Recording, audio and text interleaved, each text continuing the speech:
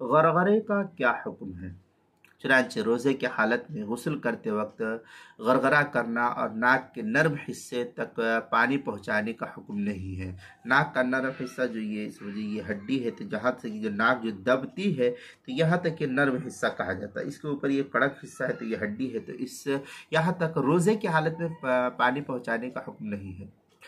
یہاں تک اگر پہنچے گا تو ممکن ہے کہ اوپر وہ پہنچ جائے پھر، تو اس لیے منع ہے، تو یہ حکم نہیں ہے تاکہ روزہ ٹوٹنے کا اندیشہ نہ ہو، لہذا دن میں غسل کرتے وقت غرغرہ نہیں کرنا چاہیے روزے کی حالت میں۔ دوسری صورت یہ کہ اگر غرغرہ کرنے میں پانی حلق سے نیچے اتر گیا تو روزہ فاسد ہو جائے گا، قضا لازم ہوگی، کفارہ نہیں۔ چنانچہ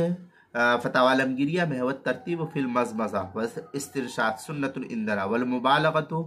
فیہما سنت ایضا، اس طریقے کے الفاظ جو ہے فتاوی عالمگیریہ پہلی جلد صفحہ 8 جو مکتبہ رشیدیہ کوئٹہ کا چھپا ہوا نسخہ اس کے اندر، فتاوی شامیہ میں ہے والمبالغۃ فیہما بالغرغرہ ومجاوزۃ المارنی لغیر الصائم، اس طریقے کے الفاظ جو ہے فتاوی شامی جلد نمبر 1 صفحہ نمبر 116 جو HM سعید کراچی کا چھپا ہوا نسخہ اس کے اندر۔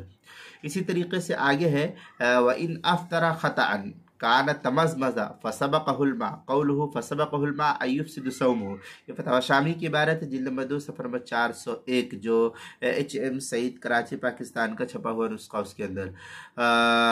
فتاوی عالمگیریہ میں ہے مزید والمبالغۃ فیہما سنت ایضا الا ان یکون صائما وہی فی المضمضہ بالغرغرہ، یہ فتاوی عالمگیریہ کی عبارت ہے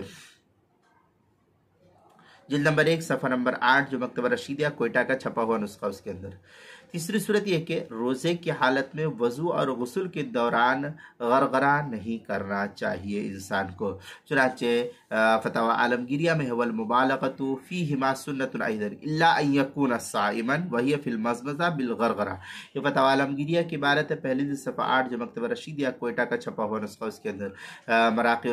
مراقی الفلاح جلد نمبر 1 صفحہ نمبر 27 جو قدیمی کتب خانہ کراچی پاکستان کا چھپا ہوا نسخہ اس کے اندر۔